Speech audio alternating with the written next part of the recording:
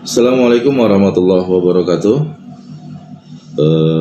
Pada kesempatan kali ini saya akan melakukan tutorial dalam melakukan pengujian validitas dan reliabilitas. Sebagai membuka wawasan saja, kenapa pengujian validitas dan reliabilitas ini harus dilakukan oleh semua peneliti, semua mahasiswa yang melakukan penelitian dalam bentuk skripsi dan tesis, demikian juga disertasi. Nah, pengujian ini penting karena terkait dengan kemampuan seorang peneliti menghadirkan data yang berkualitas. Semua peneliti yang menggunakan angket atau kuesioner pada penelitiannya, maka pengujian validitas dan reliabilitas ini harus dilakukan, wajib dilakukan. Apakah itu menggunakan software SPSS atau dengan software lainnya, intinya bahwa pengujian ini harus ada. Nah, apa maksud dari pengujian validitas tersebut dan reliabilitas? Kalau kita mau artikan secara bebas, maka dapat kita definisikan bahwa pengujian validitas adalah pengujian yang dilakukan untuk melihat tingkat kecocokan indikator yang digunakan si peneliti dalam menggambarkan variabelnya. Saya ulangi, bahwa pengujian validitas adalah untuk melihat tingkat kecocokan atau ketepatan indikator yang digunakan si peneliti dalam mengukur variabel yang ditelitinya. Nah, semakin tinggi nilai validitas ini, semakin baiklah si indikator itu mengukur variabelnya. Pertanyaannya, kenapa indikator itu harus diukur? Nah, indikator ini cenderung digunakan oleh semua peneliti untuk membuat atau menjadi dasar bagi si peneliti untuk membuat angketnya atau membuat kuesionernya, sehingga hasil dari kuesioner itu diukur. Baik, kemudian bagaimana dengan uji validitas? Uji reliabilitas. Uji reliabilitas itu adalah untuk mengukur seberapa konsisten indikator yang digunakan si peneliti untuk mengukur variabelnya. Jadi kalau validitas itu berbicara masalah ketepatan, kecocokan, maka reliabilitas berbicara masalah konsistennya si indikator itu mengukur variabelnya. Nah,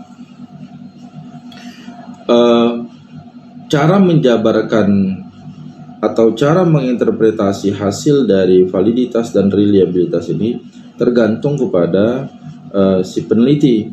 Ada yang melakukan penjabaran hasil pengujian validitas dan reliabilitasnya pada bab 3, yaitu pada pembahas atau subbab validitas dan reliabilitas. Namun tidak sedikit juga yang melakukan interpretasi hasil pengujian ini pada bab 4. Ya, jadi tergantung kepada si peneliti. Atau bagi mahasiswa yang melakukan penelitian, apakah itu dalam bentuk skripsi, tesis, dan seterusnya, itu tergantung kepada dosen pembimbing mau meletakkan di bab 3 atau meletakkan di bab 4, ya. Tidak ada masalah. Jadi kalau seandainya terletak pada bab 3, maka responden yang digunakan sebaiknya itu adalah 30 responden, karena memang syarat dalam penelitian multivariat jumlah data minimal itu adalah sebanyak 30 responden. Namun jika si peneliti melakukan penjabaran uji validitas dan reliabilitas pada bab 4, maka sebaiknya gunakanlah seluruh responden yang digunakan dalam penelitian tersebut. Jadi bisa lebih dari 30. Kalau di bab 3 minimal 30 atau responden yang di luar dari responden penelitiannya. Baik, untuk mempersingkat waktu tutorial ini, saya akan melakukan tutorial dalam kesempatan kali ini. Saya menggunakan SPSS 26. Pada dasarnya tidak ada masalah mau menggunakan SPSS berapa saja. Tutorialnya tetap sama, tidak ada perbedaan. Mungkin dari sisi interface dan hasil yang dalam bentuk angka yang berbeda, tapi secara substansi tidak ada perbedaan. Baik, pada tutorial validitas dan reliabilitas ini, pada pengujian validitas saya akan menggunakan dua pendekatan. Yang pertama saya gunakan pendekatan bivariat, yang kedua saya menggunakan scale. Yang manapun Anda gunakan itu tidak ada masalah. Secara substansi biasanya tidak terjadi perbedaan hasil, hanya dalam bentuk angka ya ada perbedaan. Karena memang teknik perhitungannya berbeda, tidak sama. Sedangkan karena angkanya berbeda, tapi secara substansi itu tidak ada perbedaan. Baik. Pada tutorial kesempatan kali ini saya hanya melakukan pengujian untuk satu variabel. Saya perlu ingatkan kembali bahwa data yang saya gunakan ini adalah data yang sebelumnya sudah saya gunakan. Anda silakan lihat atau kembali tonton tutorial deskriptif statistik yang sudah saya upload di akun YouTube saya, Sunario Tumin Channel. Anda bisa dapatkan di situ bagaimana cara mendapatkan data ini jika Anda belum memiliki data ini. Nah, pada kesempatan ini saya hanya memberikan tutorial untuk kualitas produk. Jika Anda sudah memiliki data saya, Anda silahkan menggunakan variabel-variabel yang lainnya untuk melatih kemahiran Anda dalam melakukan pengujian validitas dan reliabilitas ini. Baik, seperti yang saya nyatakan di awal tadi, bahwa saya hanya melakukan tutorial untuk satu variabel, yaitu variabel kualitas produk. Nah, pada tampilan di SPSS ini kita klik data variable view. Ya, pada tampilan variable view ini kita ketikkan di name ini nama variabel yang akan kita lakukan pengujian, yaitu kualitas produk.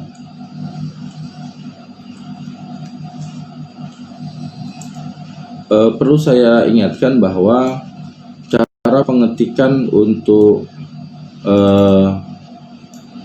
nama pada variabel view ini sudah pernah saya tutorialkan di awal. Jadi Anda jika belum menonton tutorial saya yang pertama, silahkan lihat tutorial saya yang pertama sehingga tidak membingungkan bagi Anda.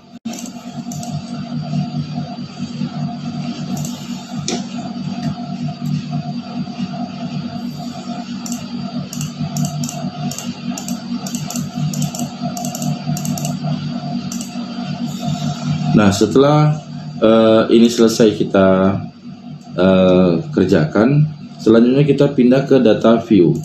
Pada data view ini kita sudah memiliki nama-nama variabel yang akan kita uji. Nah, setelah kita memperoleh hal yang demikian seperti pada tampilan video yang Anda lihat, nah selanjutnya kita kopikan data yang ingin kita uji, ya.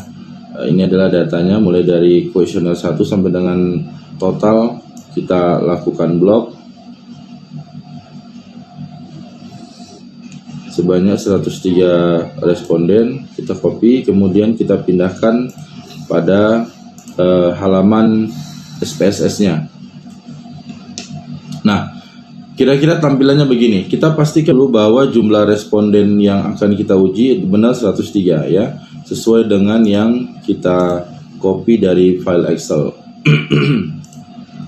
Nah, setelah begini saya hanya melakukan pengujian. Saya akan melakukan pengujian yang pertama untuk validitas dengan pendekatan bivariat. tutorialnya itu adalah klik analyze, kemudian klik correlate, kemudian klik bivariate. Pada tampilan bivariate correlation, semua variabel atau semua data yang ada di kotak sebelah kiri itu kita pindahkan ke sebelah kanan.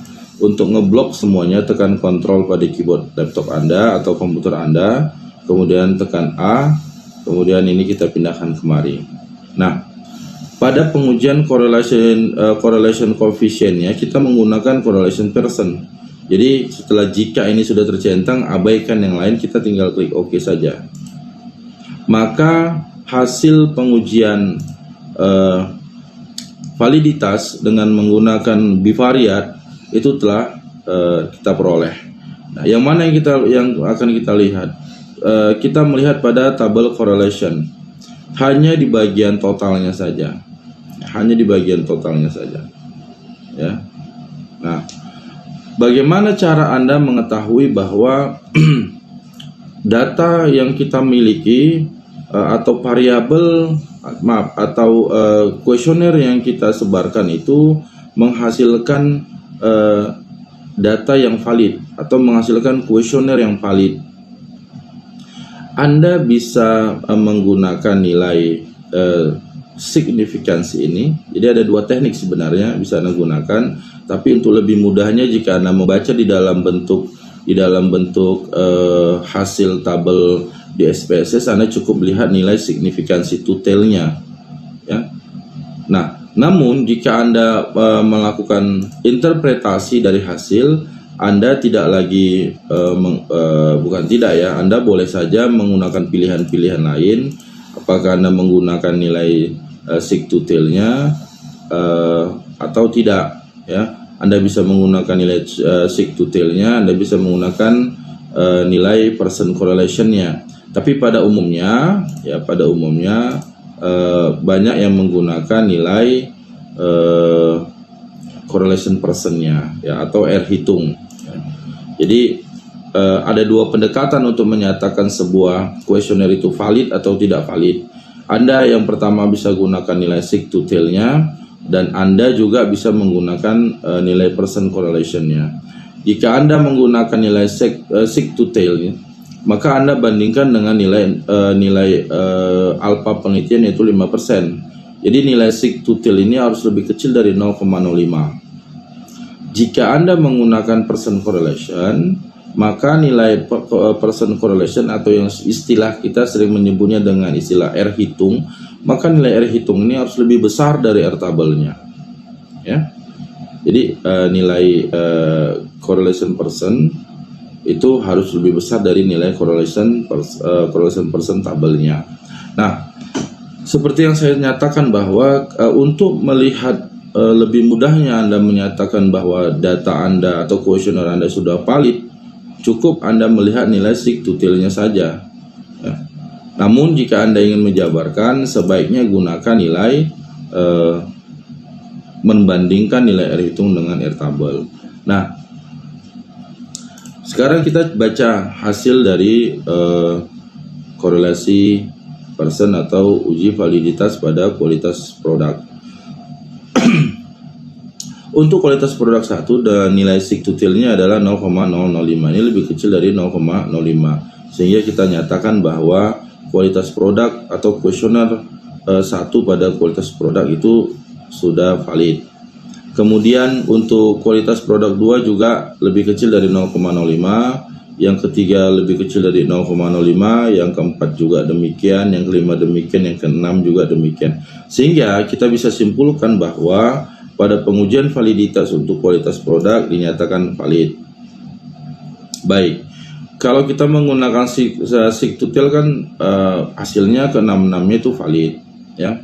Dan tidak akan jauh berbeda jika Anda menggunakan nilai R hitung. Jadi Anda bandingkan nilai R hitung ini dengan R tabelnya.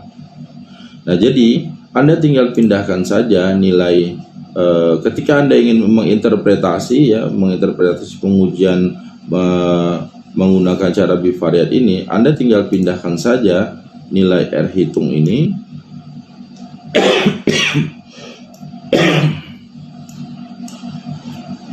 nilai R hitung ini pada interpretasi Anda, ya. Jadi ini 0,504, 0,645, 0,681, 0,814, 0,686, 0,738, ya. Nah, pertanyaan berikutnya adalah bagaimana cara kita menentukan besarnya nilai R tabel sehingga kita menyatakan bahwa hasil pengujian kita itu adalah valid, ya, hasilnya adalah valid. Nah, untuk menghitung nilai R tabel kita membutuhkan tabel correlation percent. Kita perlu correlation percent. Baik, ini tabel L product moment correlation percent. Nah, yang perlu kita ketahui adalah berapa jumlah responden kita di sini. Berapa jumlah responden kita? Jumlah responden kita adalah 103. Nah, untuk menentukan berapa besar nilai R tabel, kita bisa menggunakan dua pendekatan. Sebahagian ahli statistik menyatakan bahwa untuk menentukan nilai R tabel dibutuhkan nilai DF, ya, atau nilai DF itu degree of freedom dari R tabel. Untuk rumus degree of freedomnya itu adalah N dikurang 2. Ada yang menggunakan N dikurang 2. Namun tidak sedikit juga para ahli statistik yang menggunakan ukuran N dikurang K, ya. K itu apa? K itu adalah N adalah jumlah responden, K-nya itu adalah jumlah variabel yang ada pada, atau jumlah indikator yang ada pada variabel tersebut. Jadi pada konteks ini jumlah K-nya itu adalah 6. Jadi 103 dikurang 6.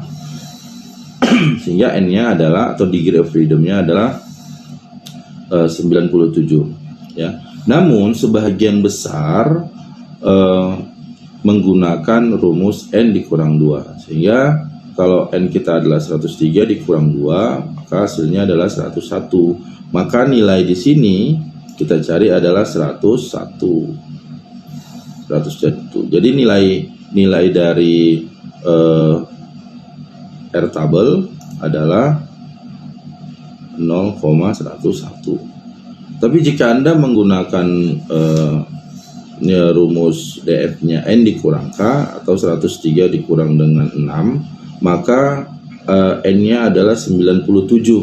Maka nilai di sini adalah 90, N-nya adalah 97, sehingga nilai di sini adalah 0,198. 1,98.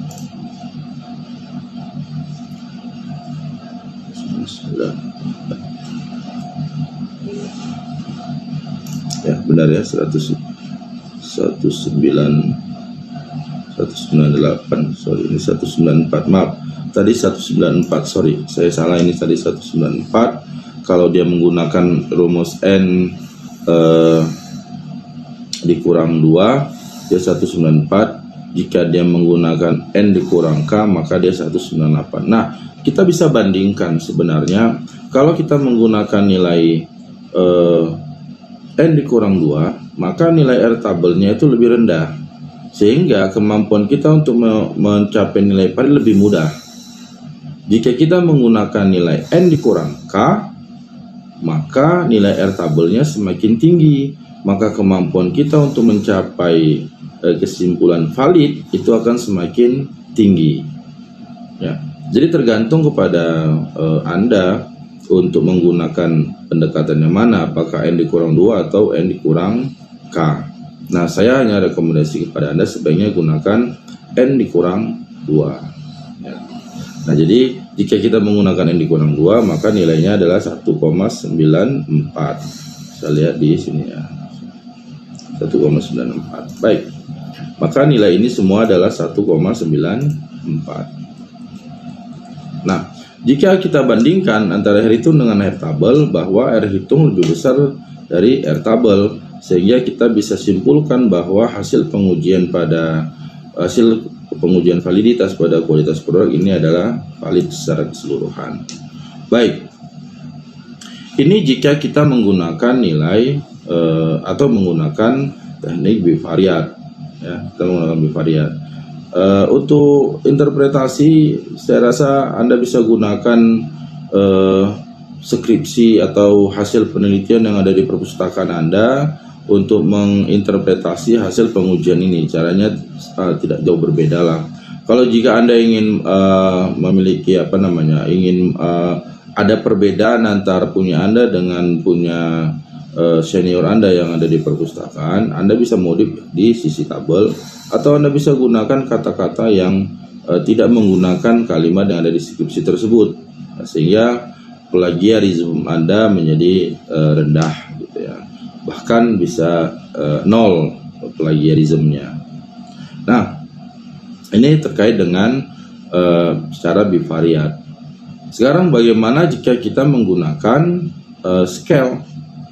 Perlu saya tegaskan bahwa ketika kita menggunakan pengujian validitas secara scale, maka secara otomatis reliabilitasnya juga akan diperoleh pada pengujian ini, ya. Nah,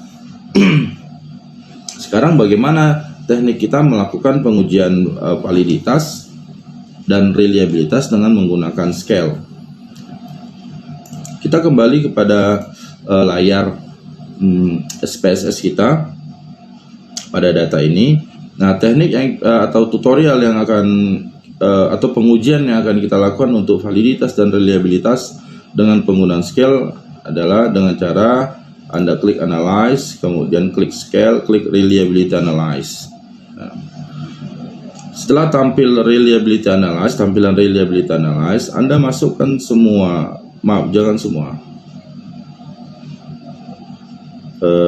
Anda masukkan kualitas produk sampai dengan kualitas produk 6, ya. Jadi tidak semua kita masukkan. Jadi semua kita masukkan hanya sampai di sini, total tidak. Kita pindahkan kemari. Ya. Kemudian pada kolom statistik, ya, kita klik statistik. Yang kita centang itu hanya di descriptive for. Ya, yang kita centang hanya 3 ini saja. Yang lainnya abaikan. Kemudian kita klik continue. Jika sudah, model alpha ini adalah teknik Cronbach alpha yang kita gunakan. Ya, pilihannya tetap alpha. Kemudian kita okekan. Maka kita akan mendapatkan hasil pengujian seperti ini, seperti yang tampilan ini. Nah, untuk pengujian validitas tadi, dari tabel mana yang kita gunakan? Kita cukup melihat tabel item total statistik. Pada kolom yang mana? Pada kolom corrected item total correlation. Jadi kalau pada correlation ini kita menggunakan nilai totalnya, sama pada pengujian scale juga kita gunakan nilai total correlationnya, ya, total correlationnya. Jadi corrected item total correlation. Nah, nilai inilah yang kita masukkan ke dalam tabel ini. Ya. Tabel ini kita masukkan.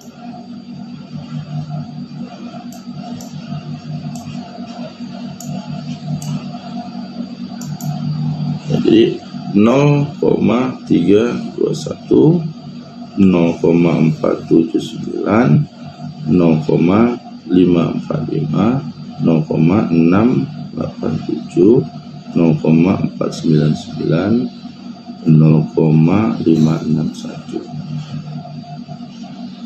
Nah, hasil ini kita bandingkan dengan nilai R-tabelnya. R-tabelnya bagaimana caranya? Sama dengan cara yang ini nih, tinggal kita copy saja nih. Ya, karena tekniknya sama, tidak berubah. Yang ini kita bandingkan, nampak kan bahwa tidak ada secara substansi, tidak ada perbedaan ketika Anda menggunakan bivariat atau menggunakan scale. Intinya hasilnya adalah sama, ya. Nah, untuk interpretasi tetap sama caranya, tidak ada berbeda, ya, antara bivariat maupun yang scale. Anda bisa gunakan. Baik, selanjutnya adalah melakukan interpretasi dari hasil reliabilitas. Untuk hasil reliabilitas yang mana yang kita gunakan pada hasil SPSS ini sudah diperoleh bahwa nilai konbrak alpanya adalah sebanyak atau sebesar 0,769. Maka nilai 0,769 ini kita letakkan pada konbak alfa hitung 0,769. Pada konbak alfa standar berapa nilainya? Umumnya kalau kita mengikuti pendapatnya Sugiono, bahwa Profesor Sugiono, bahwa 0,6 itu adalah nilai yang moderat dalam pengujian reliabilitas. Nah, saran saya jika Anda melakukan penelitian khususnya untuk mahasiswa yang S1 dan S2, 0,6 itu saya rasa bisa digunakan, karena menurut pendapat Profesor Sugiono itu nilai 0,6 itu adalah nilai yang moderat. Jadi Anda bisa gunakan ini. Apakah 0,6 saja bisa digunakan? Anda bisa gunakan 0,7, Anda bisa gunakan 0,8. Tapi kalau jika Anda menggunakan 0,8 itu adalah nilai konbak alfa standar yang sangat tinggi, dan memang untuk peneliti-peneliti yang sudah expert ya sebaiknya menggunakan di angka 0,7 atau 0,8. Tapi bagi Anda mahasiswa saya rekomendasi gunakan saja 0,6. Baik, bagaimana kita menyimpulkan bahwa hasil pengujian reliabilitas kita ini adalah reliable? Anda tinggal bandingkan nilai konbak alfa hitung ini dengan konbak alfa standarnya. Yang kita cari adalah konbak alfa hitung lebih besar dari konbak alfa standarnya. Karena nilai perhitungan ini konbak alfa hitung lebih besar dari konbak alfa standar, maka kita simpulkan bahwa pengujian reliabilitas atau variabel kualitas produk adalah reliable. Artinya indikator yang kita gunakan dalam mengukur kualitas produk itu konsisten. Indikator yang kita gunakan itu konsisten. Jadi tidak hanya tepat, tapi juga konsisten mengukur kualitas produk. Baik, sebelum saya akhirin, saya ingin sampaikan bahwa pada pengujian validitas dan reliabilitas ini, yang mana sebaiknya kita gunakan, yang bivariat kah atau yang scale? Saya sarankan kepada Anda sebaiknya Anda menggunakan yang bivariat. Kenapa? Karena kebanyakan saya lihat skripsi bimbingan saya ya, mereka menggunakan rumus uji validitas itu menggunakan rumus correlation percent. Nah, jika Anda menggunakan rumus itu, Anda masukkan data-data itu, maka pengujian bivariat ini lebih tepat. Jadi kalau Anda rajin, coba Anda hitung rumus yang Anda masukkan ke dalam skripsi Anda uji dengan angka-angka kuesioner yang Anda sudah dapatkan, maka hasilnya itu lebih tepat menggunakan bivariat ya, jika dibandingkan Anda menggunakan scale ya. Jadi saran saya bagi Anda sebaiknya gunakan teknik yang bivariat. Sedangkan yang scale Anda yang Anda ambil hanya nilai konbak alfa hitungnya saja. Saya rasa tutorial pengujian validitas dan reliabilitas kali ini cukup. Jika nanti Anda ingin bertanya, silahkan cantumkan atau buat pertanyaan Anda pada kolom komentar pada video ini. Terima kasih.